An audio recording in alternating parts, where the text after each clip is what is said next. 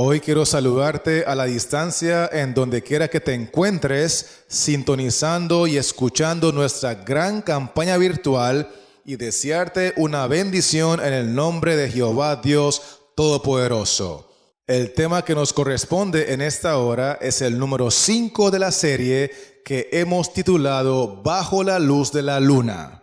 Antes de leer la palabra del Señor, voy a invitarte para que juntos podamos orarle a Dios y así pedirle su bendición y entender su palabra espiritualmente. Oremos. Padre nuestro que estás en los cielos, santificado y alabado sea tu nombre.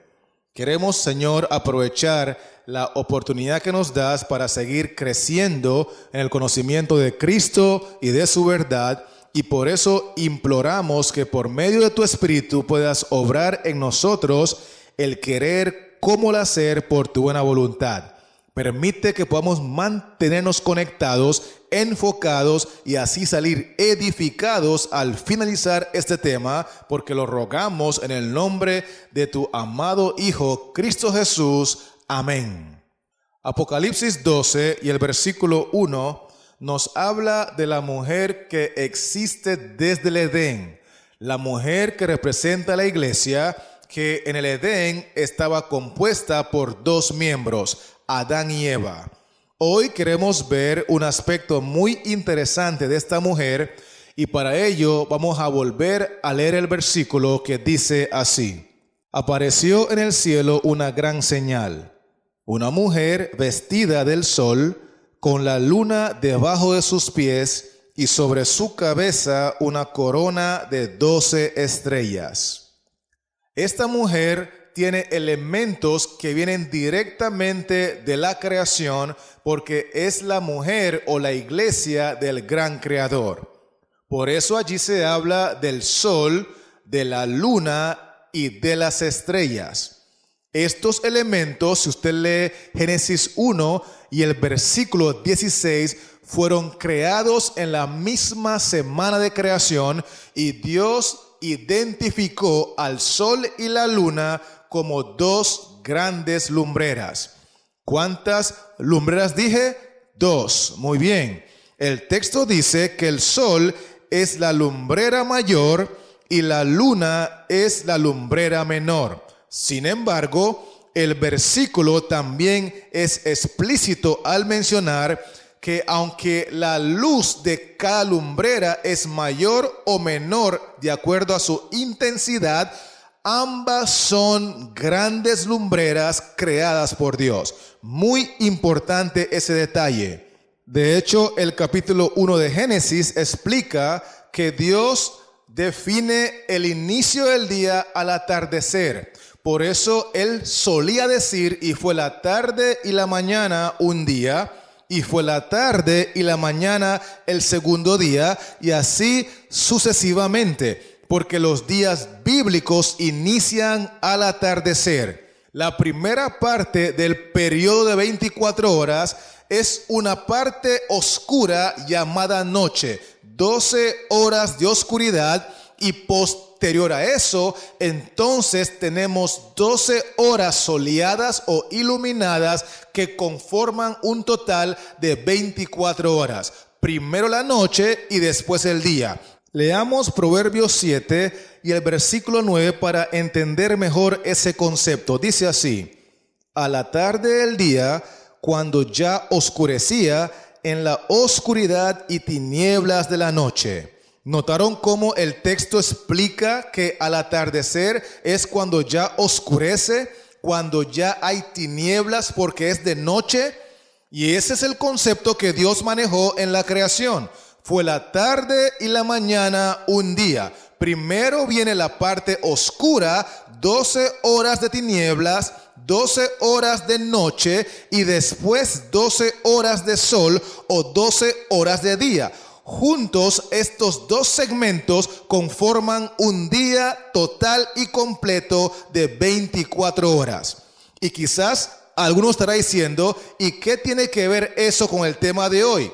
Bueno, sencillamente porque así como la noche viene primero, según la Biblia, y después viene el día, De igual manera, en Apocalipsis 12 y el versículo 1, la luna sobre la cual está parada la mujer representa el Antiguo Testamento que viene primero. Y el sol con el cual está vestida la mujer representa el Nuevo Testamento que viene después.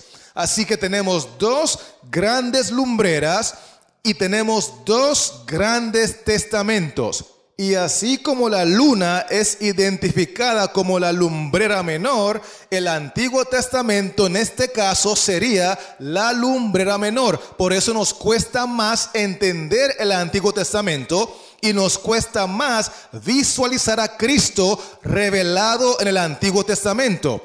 Por otro lado, el sol es identificado como la lumbrera mayor, así como el Nuevo Testamento es la lumbrera mayor. Porque cuando tú lees Mateo y Marcos y Lucas y Juan, con mucha facilidad identificas y entiendes las historias de Cristo, porque en el Nuevo Testamento hay mucha más claridad en cuanto a la persona de Jesús. Sin embargo, pregunto, ¿son los dos testamentos grandes lumbreras, sí o no? Claro que sí, porque así como el sol y la luna fueron llamados grandes lumbreras en Génesis 1:16, de igual manera el Antiguo y el Nuevo Testamento ambos son grandes lumbreras para la gloria de Dios y para nuestra salvación. Es por eso que en 2 de Timoteo 3:16 el apóstol dice que toda la escritura es inspirada por Dios y es útil.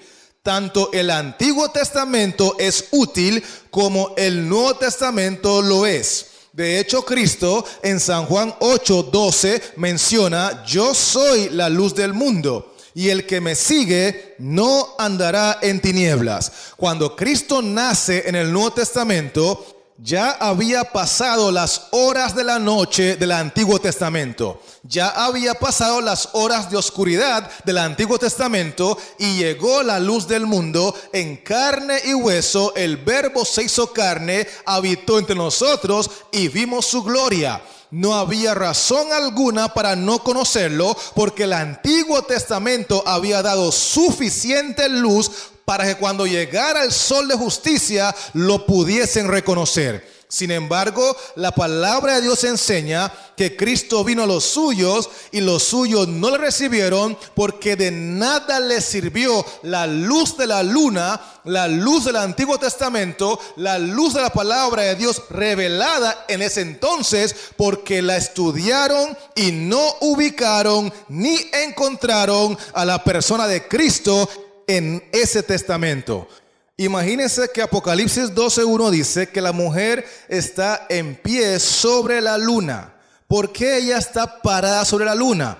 Porque la luna es el fundamento sobre el cual está parada la iglesia del Antiguo Testamento. Leamos lo que dice 1 Corintios 3 y los versículos 10 y 11 hablando del fundamento. 1 Corintios 3, versículos 10 y 11. Dice así: conforme a la gracia de Dios que me ha sido dada, yo como perito arquitecto puse el fundamento y otro edifica encima, pero cada uno mire cómo sobreedifica, porque nadie puede poner otro fundamento que el que está puesto, el cual es Jesucristo. Adán y Eva están en pie sobre el fundamento de Cristo desde Génesis 3:15. Ellos escucharon la promesa, ellos creyeron la promesa y por eso hubo sacrificios en el Edén, y Jehová cubrió la desnudez de Adán y Eva con las túnicas de pieles y los vistió, porque ellos a partir de allí están amparados sobre un fundamento seguro, sobre la roca eterna que es Cristo Jesús. Y Cristo dice en San Mateo 16 y el verso 18: sobre esta roca edificaré mi iglesia, hablando de sí mismo, y las puertas del Hades no prevalecerán contra ella. A partir de Génesis 3:15 hasta la fecha, la única roca, el único fundamento, la piedra principal de la iglesia es y será el Señor Jesucristo. Por eso Cristo dice en San Juan 5:39 que hay que escudriñar las escrituras buscándolo a Él. Él es el personaje central del Antiguo Testamento, al igual que lo es en el Nuevo Testamento. Ahora voy a hacer una pregunta y quiero que seamos sinceros. ¿Dónde es más fácil ver revelado en la Biblia a la persona de Cristo? ¿En el Nuevo Testamento o en el Antiguo Testamento? A ver, escucho. ¿Verdad que sí? En el Nuevo Testamento. Es que es mucho más sencillo leer el Nuevo Testamento y ubicar a Cristo en acción. Sin embargo, la Biblia enseña que en todo el Antiguo Testamento, Cristo también estuvo en acción, porque en el principio era el verbo. Verbo significa acción. En el principio, Cristo estaba en forma divina y como ser divino se mantuvo en acción a favor de sus hijos. Por eso San Juan 5:39 dice: escudriñad las escrituras, porque a vosotros os parece que en ellas tenéis la vida eterna, pero ellas son las que dan testimonio de mí.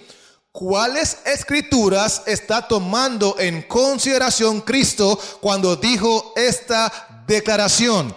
Leamos el versículo 46 y 47. Dice así: porque si creyeseis a Moisés, me creeríais a mí, porque de mí escribió él. Pero si no creéis a sus escritos, escuchen bien lo que dice Cristo, si usted no cree lo que escribió Moisés acerca de Cristo, aunque él venga en el Nuevo Testamento, tampoco le creerás. Leo textualmente el versículo: pero si no creéis a sus escritos, ¿cómo creeréis a mis palabras? ¿De quién escribió Moisés? De Cristo. ¿En qué testamento escribió Moisés? ¿En el Antiguo o el Nuevo? Escribió en el Antiguo. Así que Cristo está diciendo que cuando escudriñamos el Antiguo Testamento, tenemos que hacerlo buscándolo a Él, porque los profetas hablaron de Él. Moisés escribió de Él. Génesis, Éxodo, Levítico, Números, Deuteronomio y el libro de Job está saturado de Cristo porque ellos hablaron de Él. Y si no creemos el Antiguo Testamento, que es el fundamento sobre el cual está parada la iglesia, no hay nada que Cristo podrá hacer en el Nuevo Testamento para que tú creas en Él. Es imposible. Un testamento explica al otro. Un testamento es complementario del otro. No podemos deshacernos de ninguno porque ambos son las grandes lumbreras que Jehová nos dejó para conocer la verdad y que la verdad nos haga libres. Con razón el salmista dice en el capítulo 119, versículo 105, lámpara es a mis pies tu palabra y lumbrera a mi camino. ¿Cuántos testamentos son lumbrera? 2 testamentos. ¿Cuál es la lumbrera menor? El Antiguo Testamento. ¿Cuál es la lumbrera mayor? El Nuevo Testamento. Y si no creemos el Antiguo Testamento que escribió Moisés, que es la lumbrera menor, jamás podremos creer el Nuevo Testamento, donde Cristo aparece como el sol de justicia. Cada testamento enfatiza una de las naturalezas o las condiciones de Cristo. Recuerde que Él es divino y también es humano. Y el Antiguo Testamento se concentra en revelar a Cristo en acción en su condición divina, mientras que el Nuevo Testamento se concentra en revelarlo en su condición humana. Por eso el profeta Isaías menciona en el capítulo 9 y el versículo 6 lo siguiente: porque un niño nos es nacido. Escuchen bien el texto: un niño nos es nacido. Es humano esta persona porque nació de una mujer, es simiente de mujer. Hijo nos es dado y el principado sobre su hombro. Y se llamará su nombre admirable, consejero, Dios fuerte, Padre eterno, príncipe de paz. Es una criatura que nació, pero que antes de haber nacido ya existía. En el principio era el verbo. este individuo cuando nace lo hace con el propósito de salvar a Adán y Eva y a toda su descendencia, porque desde Génesis 3:15 Dios prometió la venida del Mesías. Sin embargo, el texto dice, Antiguo Testamento, que esta persona tiene dos naturalezas, tiene dos condiciones. Es humano porque nació, pero también es divino porque siempre existió.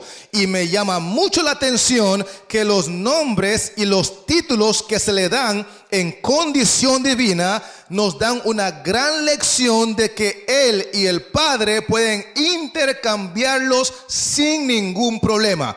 Tanto así que se le llama a Cristo, al Hijo que nació del vientre de una mujer, se le llama en el texto Padre Eterno. ¿Por qué? Porque en su condición divina, Él puede utilizar los nombres o los títulos al igual que su Padre. Por eso Filipenses 2 y el versículo 6, hablando de Cristo en su condición divina, menciona que Él es igual al Padre. Él no es menor que el Padre. Él no es mayor que el Padre, Él simplemente es igual que el Padre. Y esa es la razón por la cual durante todo el Antiguo Testamento, cuando Cristo se manifiesta y actúa en condición divina, suele utilizar nombres divinos o títulos que tienen que ver con su divinidad. Y con mucha frecuencia, cuando leemos esos pasajes bíblicos, creemos automáticamente que está hablando el Padre, porque no hemos entendido que bajo la luz de la luna en realidad hay maravillosas enseñanzas y revelaciones de la persona de Cristo en condición divina. Permítame compartirle unos ejemplos de lo que estoy diciendo en esta hora. Acompáñame al libro de Éxodo, el capítulo 3, y vamos a leer el versículo 1 y 2 para iniciar. Éxodo 3, 1 y 2. Dice así: apacentando Moisés las ovejas de Jetro su suegro, sacerdote de Madián, llevó las ovejas a través del desierto y llegó hasta Horeb, monte de Dios. Y se le apareció el ángel de Jehová. Muy importante ese detalle. Se le apareció el ángel de Jehová en una llama de fuego en medio de una zarza. Y él miró y vio que la zarza ardía en fuego y la zarza no se consumía. Versículo 3. Entonces Moisés dijo: iré yo ahora y veré esta grande visión, ¿por qué causa la zarza no se quema? Viendo Jehová que él iba a ver, lo llamó Dios de en medio de la zarza. ¿Quién lo llamó de en medio de la zarza?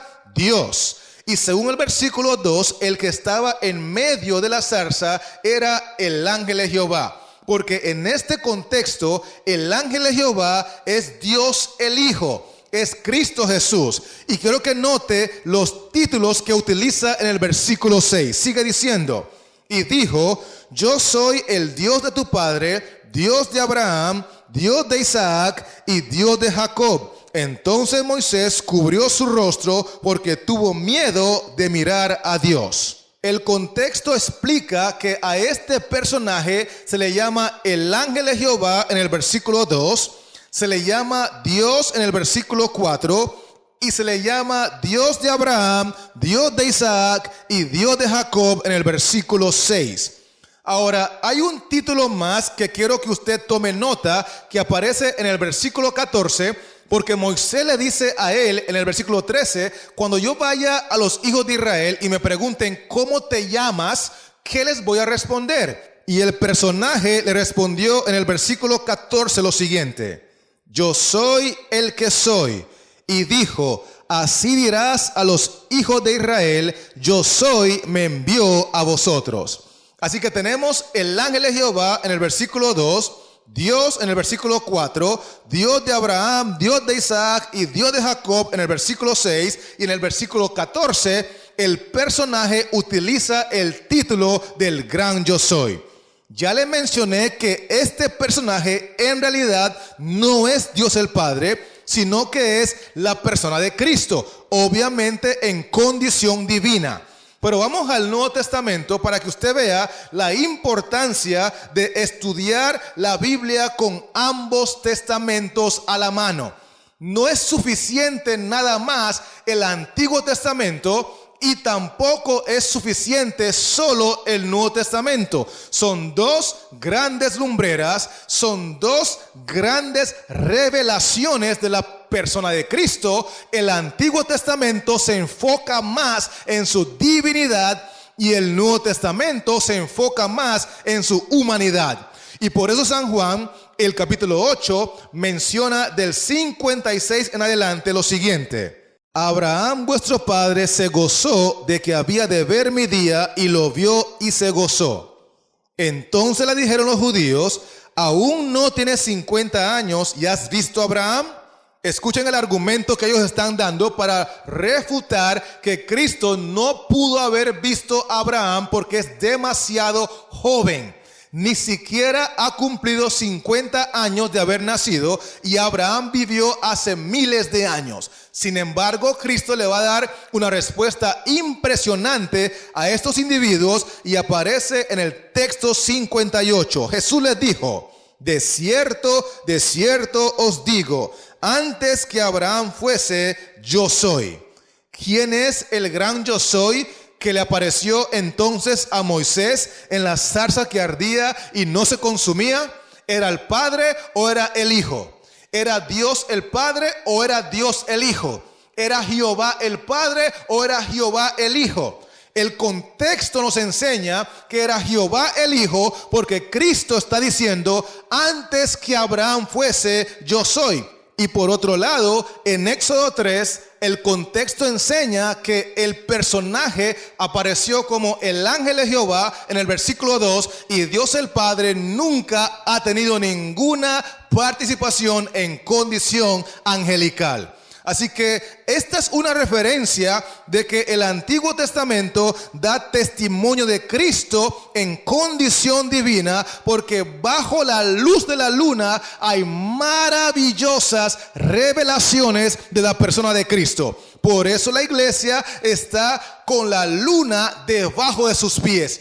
Ese es su fundamento, esa es su fuerza, esa es su roca. El Antiguo Testamento es la base sobre la cual construye la iglesia para poder entender correctamente las enseñanzas bíblicas. Otra historia que quiero referirme en esta ocasión, para que usted pueda ver a Cristo manifestado en el Antiguo Testamento en forma divina, la voy a tomar de Éxodo 17, versículos 4 en adelante. Dice así: entonces clamó Moisés a Jehová diciendo: ¿qué haré con este pueblo? De aquí a un poco me apedrearán. Moisés le está orando a Jehová porque el pueblo le ha amenazado a muerte. Sigo leyendo. Y Jehová dijo a Moisés: pasa delante del pueblo y toma contigo de los ancianos de Israel, y toma también en tu mano tu vara con que golpeaste el río, y ve. Ahora escuchen bien el versículo 6. He aquí que yo estaré delante de ti allí sobre la peña en Horeb. Muy importante recalcar que Jehová le está diciendo a Moisés que en ese preciso instante él no va a estar en el cielo, sino que va a estar allí delante de él en la ciudad de Horeb, colocado sobre la peña. Y entonces el texto sigue diciendo: y golpearás la peña y saldrán de ella aguas, y beberá el pueblo. Y Moisés lo hizo así en presencia de los ancianos de Israel. Pregunto: ¿quién hizo el milagro para que el agua brotara de la roca? ¿Moisés o Jehová? A ver, escucho. ¿Quién hizo el milagro?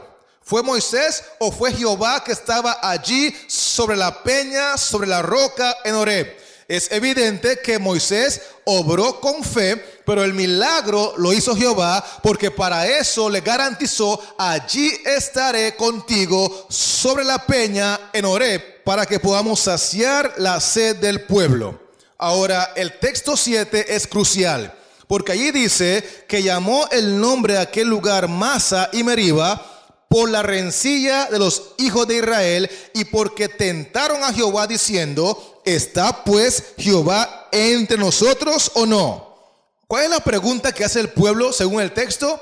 Ellos están diciendo, ¿será que estamos aquí solos o Jehová está con nosotros? Y la respuesta se encuentra en el versículo 6.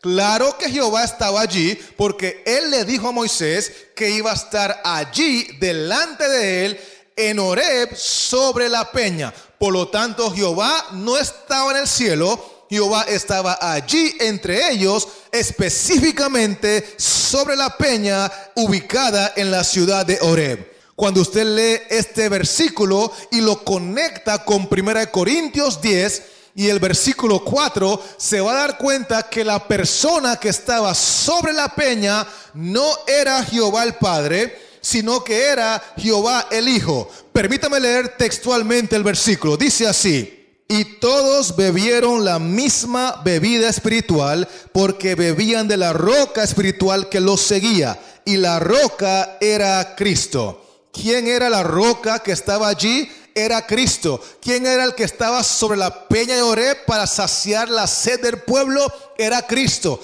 ¿Y qué nombre se le da a Cristo en ese contexto según el versículo?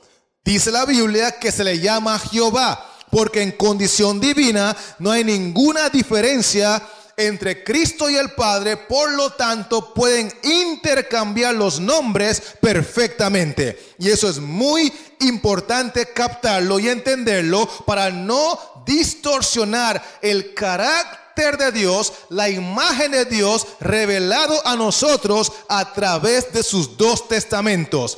El Antiguo Testamento revela a Cristo en su condición divina. El Nuevo Testamento revela a Cristo en su condición humana. Es mucho más fácil ver a Cristo en el Nuevo Testamento y por eso el símbolo apropiado para el Nuevo Testamento es el sol, porque es la luz mayor. Pero a pesar de que es un poco menos intenso la luz del Antiguo Testamento y el símbolo que le calza es la luna, sigue habiendo luz suficiente para que conozcamos la verdad y la verdad nos haga libres. Porque hay poder en el nombre de Jesús en ambos testamentos para salvar.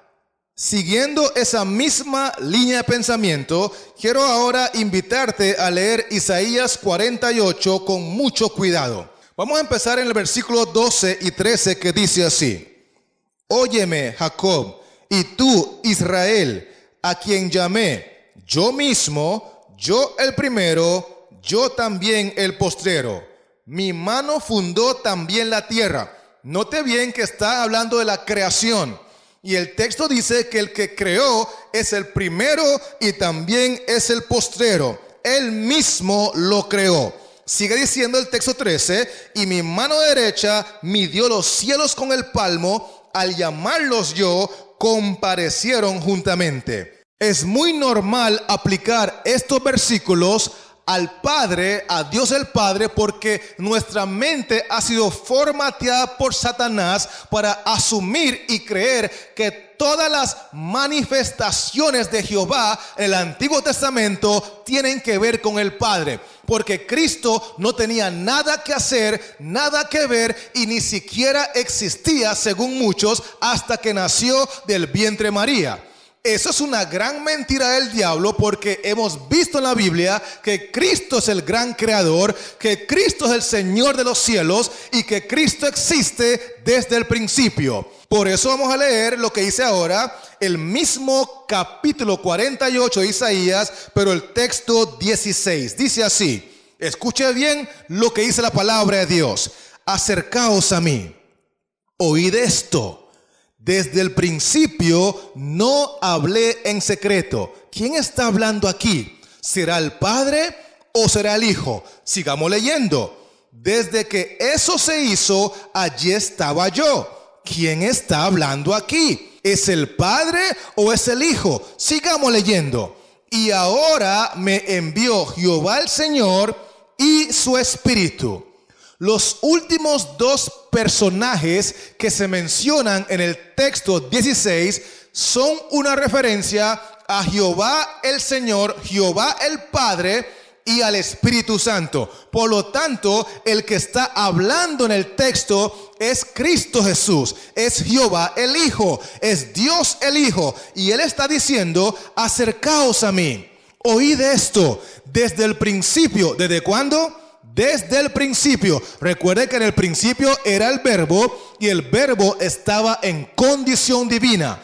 Desde el principio no hablé en secreto. Lo que él está diciendo es, cuando yo estaba creándolo todo y yo estaba diciendo sea la luz y se hizo la luz, eso no era un secreto y no debe ser un secreto para ti, porque el Antiguo Testamento es muy claro en cuanto a que yo soy el creador.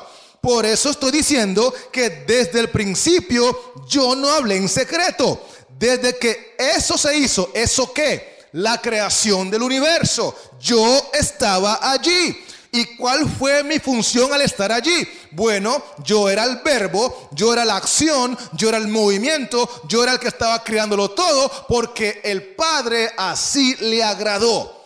Esto está revelado en Isaías 48, porque el fundamento de la iglesia de Génesis 3, el fundamento de la iglesia de Apocalipsis 12 es la luna. Ella está, dice el texto, con sus pies sobre la luna, con la luna debajo de sus pies. Ella está fundada sobre la palabra de Dios, está fundada sobre las escrituras del Antiguo Testamento, porque la iglesia entiende que bajo la luz de la luna hay hermosas, maravillosas y poderosas enseñanzas y revelaciones de la persona de Cristo. Obviamente en su condición divina, porque todo el Antiguo Testamento exalta su divinidad.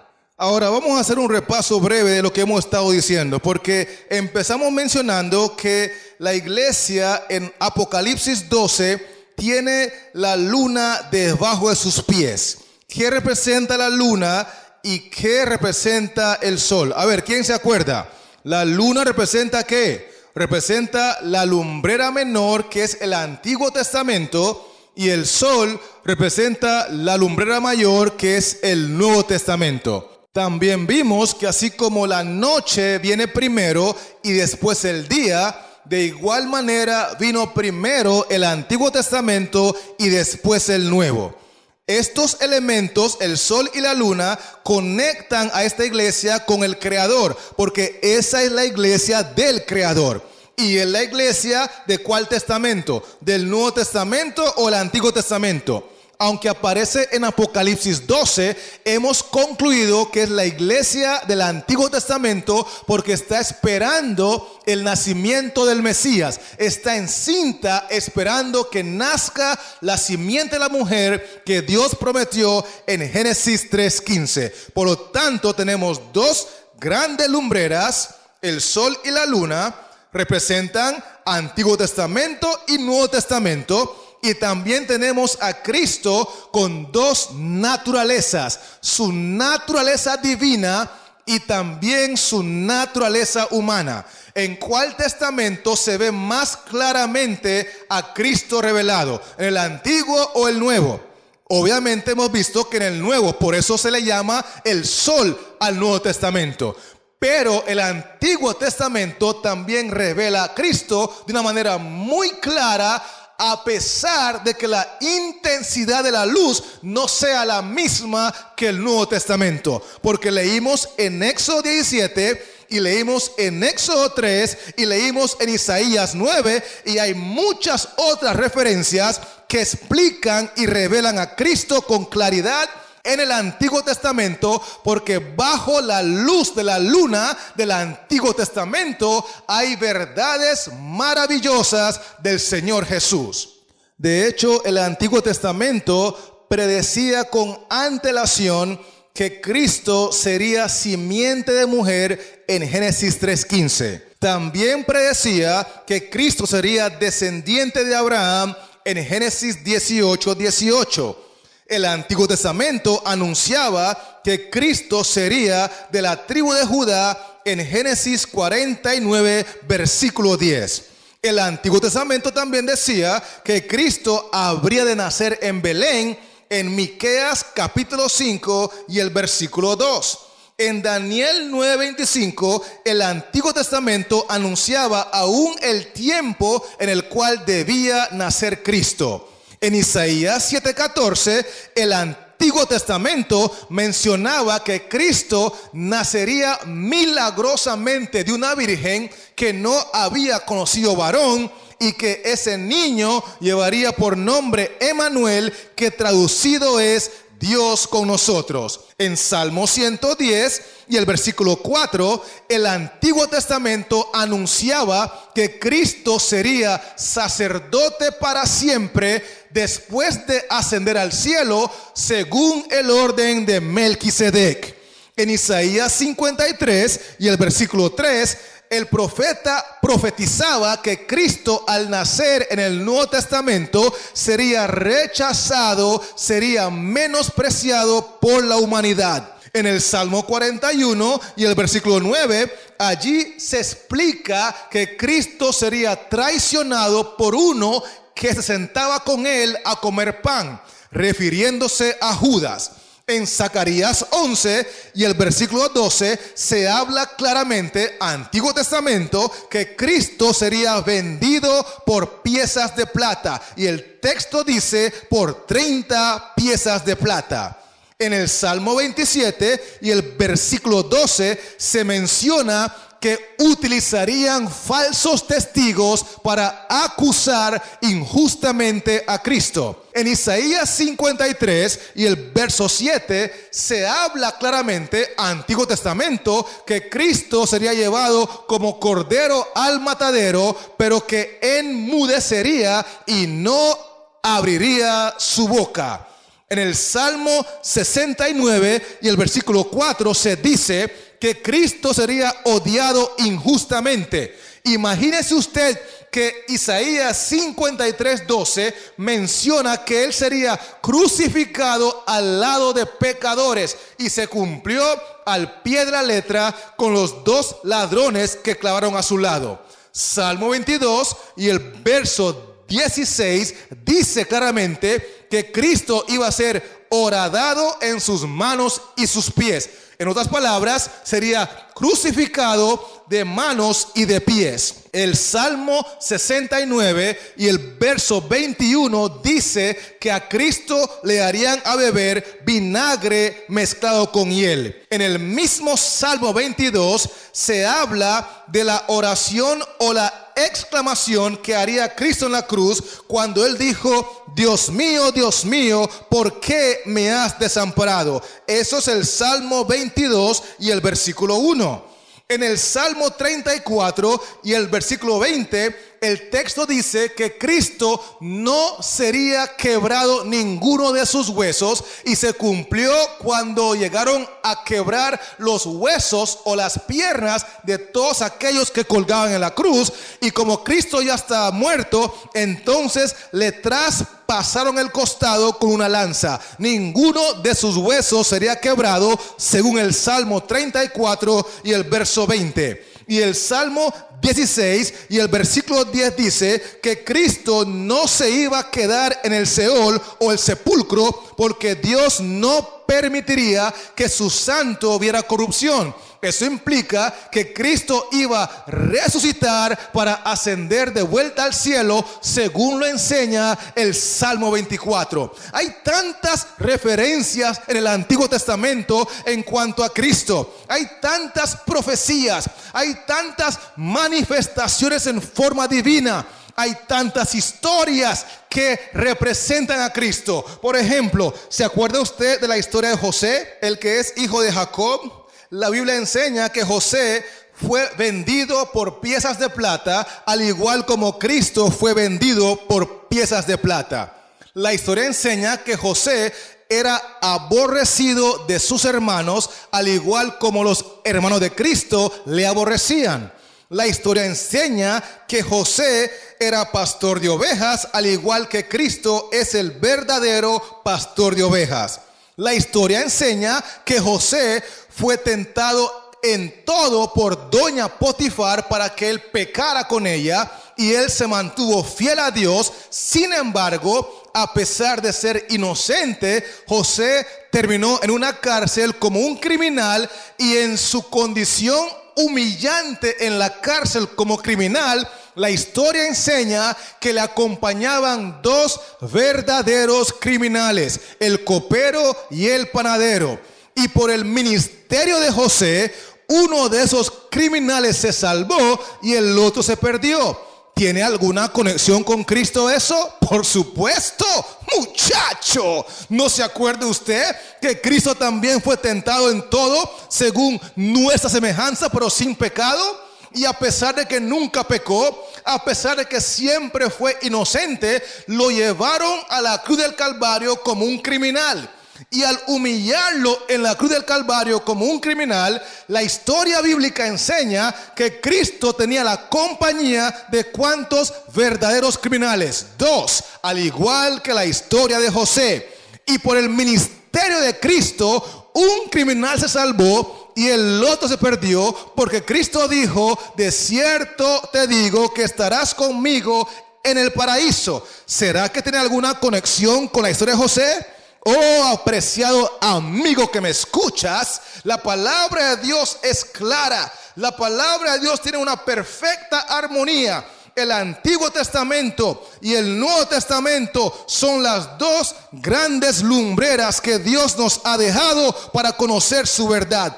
Y el diablo ha tratado de distorsionar el carácter de Dios al hacernos creer que ya no es necesario el Antiguo Testamento, cuando Apocalipsis 12:1 explica y enseña que siempre será necesario, porque la mujer está con la luna debajo de sus pies.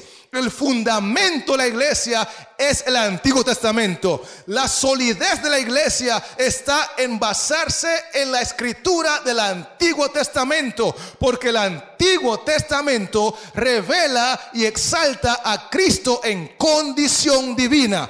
¿Y quién es el que nos da el poder para poder vencer el pecado? ¿Cristo divino o Cristo humano? Cuando Filipenses 4:13 dice: todo lo puedo en Cristo que me fortalece. ¿En cuál condición Él me fortalece? ¿En su divinidad o en su humanidad? Es evidente que Cristo nos fortalece en su divinidad, porque en su divinidad nosotros somos más que vencedores. Por eso el capo le interesa tanto que nosotros no entendamos la importancia del Antiguo Testamento, porque el capo sabe que nuestra fortaleza proviene de Cristo en su condición divina.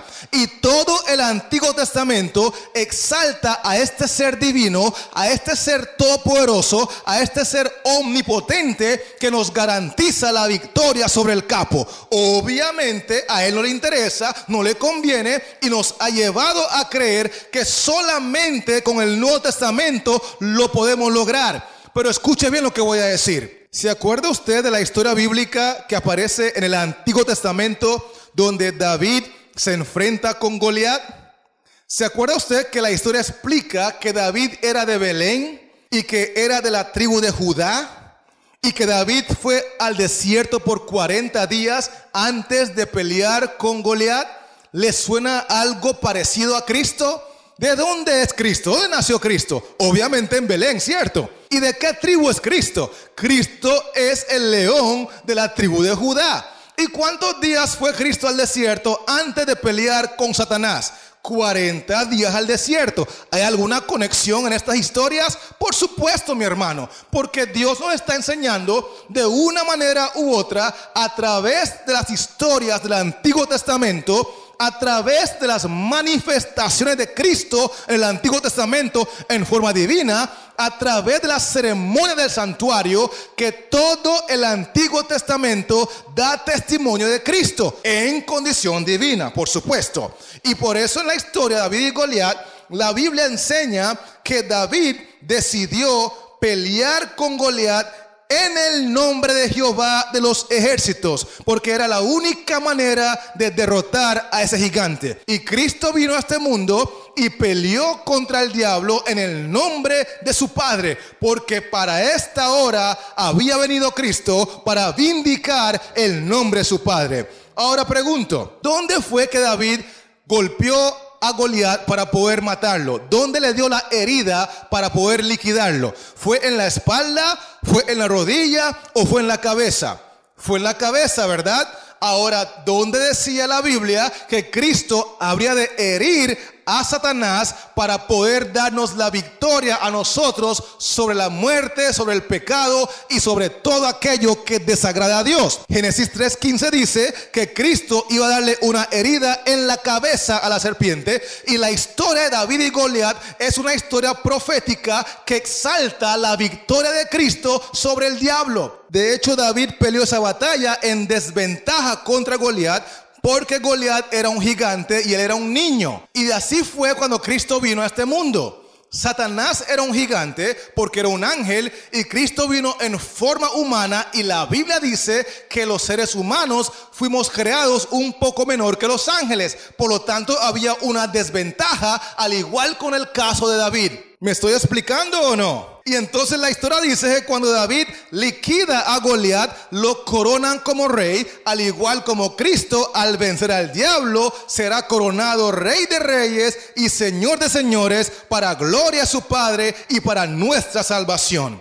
Estas historias y muchas más son profecías, son revelaciones, son manifestaciones de alguna faceta de la vida de Cristo, porque bajo la luz de la luna hay grandes verdades ocultas para todo aquel que cree en Cristo, que ama a Cristo, que adora a Cristo y que quiere vivir para la gloria de Cristo. La Biblia enseña, por ejemplo, que cuando Abraham se llevó a Isaac al monte Moria, que representa a Cristo con su padre, que iban al monte Calvario, Abraham llevó el cuchillo y el fuego, pero Isaac cargó la leña sobre su hombro. ¿Le suena parecido ese detalle con Cristo?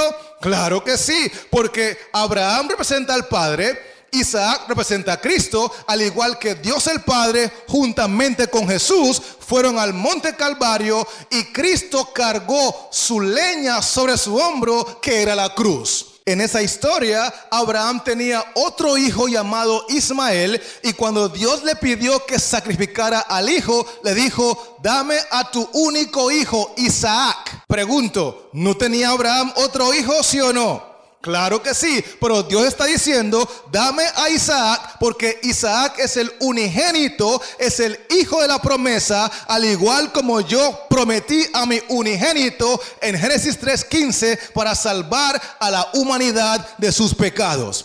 La historia enseña que Abraham caminó hacia el monte Moria durante 3 días. Y esos 3 días él sufrió una intensa agonía, porque en su mente y corazón ya Isaac había muerto, puesto que él tomó la decisión de obedecer a Dios desde el día que salió de su casa.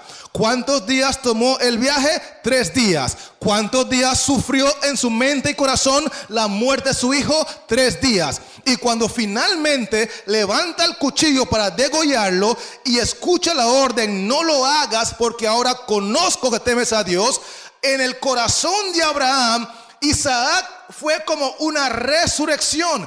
Abraham experimentó figuradamente, después de 3 días de agonía, una resurrección de su hijo unigénito, porque representa la agonía que pasó el Padre cuando Cristo fue crucificado y resucitó hasta el 3er día. ¿Será que me estoy explicando, apreciado amigo? Porque es que me interesa dejar claro que el Antiguo Testamento es una gran lumbrera, al igual que el Nuevo Testamento. Ciertamente es mucho más fácil ver a Cristo en el Nuevo Testamento, pero si escudriñamos las Escrituras y buscamos un poquito aquí y otro poquito allá, una línea aquí, otra línea allá, un renglón aquí, otro renglón allá, con la ayuda del Espíritu Santo vamos a armar historias y rompecabezas maravillosos de la persona de Cristo en su condición divina. La Biblia enseña que Dios es amor, pero la Biblia también enseña que Dios es fuego consumidor. Ahora pregunto, ¿En cuál testamento usted ve más claramente que se manifiesta Dios como fuego consumidor? ¿Antiguo Testamento o Nuevo Testamento? A ver, escucho. ¿Cuál dice usted? Antiguo Testamento, ¿cierto? Porque es allí donde se ve más claramente la parte divina, la parte justa de Dios, porque Dios es fuego consumidor. Sin embargo, no olvide que esas manifestaciones que generalmente le atribuimos al Padre, no era el Padre que estaba en acción, sino que era el mismo Cristo en su condición divina. Ese es el Cristo divino, el que es fuego consumidor. Antiguo Testamento, bajo la luz de la luna. Pero por otro lado, en el Nuevo Testamento encontramos al Cristo en su condición humana, revelando la parte del amor. Dios es amor. Un testamento revela que es fuego consumidor y el otro testamento revela que Él es amor. Hay que fusionar ambos testamentos para entender correctamente el carácter de Dios, al igual que las dos tablas de piedra nos ayudan a entender correctamente el carácter de Dios. La primera tabla nos ayuda a ver la divinidad de Cristo y la segunda tabla nos ayuda a ver la humanidad de Cristo, porque en su condición divina, Cristo en la primera tabla merece nuestra adoración. Y si le adoramos con todo el corazón a través de la comunión que enseña la primera tabla, el resultado será que el poder que hemos de recibir de Él a través de la comunión íntima nos va a capacitar para vivir una vida de perfecta obediencia a la segunda tabla. Porque una cosa lleva a otra. Dos grandes lumbreras, dos naturalezas, dos testamentos, dos tablas de piedras. Y la Biblia dice en San Mateo 6 y el versículo 24 que hay dos señores y ninguno, ¿cuántos? Ninguno puede servir a dos señores, porque amará a uno y aborrecerá al otro, o estimará al uno y menospreciará al otro. Por lo tanto, si el Señor de los cielos es tu Rey, si el Señor de los cielos es tu Dios, si el Señor de los cielos es tu Salvador, necesitas comer Biblia, necesitas estudiar Biblia, necesitas leer la Biblia, necesitas meditar en la Biblia, necesitas escuchar la Biblia, necesitas creer la Biblia, porque la palabra de Dios es viva y eficaz y más cortante que toda espada de dos filos. La palabra de Dios no se seca, mi hermano. La palabra de Dios no está encadenada. La palabra de Dios no cambia como el hombre cambia. La palabra de Dios no es anticuada como el hombre la piensa. La palabra de Dios es poder. La palabra de Dios es vida. La palabra de Dios es espíritu. Sécase la hierba y marchítase la flor, mas la palabra del Dios nuestro permanece para siempre. El cielo y la tierra pasarán, pero mis palabras, dijo Cristo, no pasarán. Ni una jota, ni una tilde pasará de la palabra de Dios hasta que todo se haya cumplido, porque hay poder en la palabra de Dios. Oh sí, Señor, hay poder en la palabra de Dios para transformar, hay poder en la palabra de Dios para restaurar, hay poder en la palabra de Dios para resucitar, hay poder en la palabra de Dios para prosperar, hay poder en la palabra de Dios para sanar, hay poder en la palabra de Dios para reconciliar, hay poder en la palabra de Dios, hay poder en la palabra de Dios, hay poder en la palabra de Dios.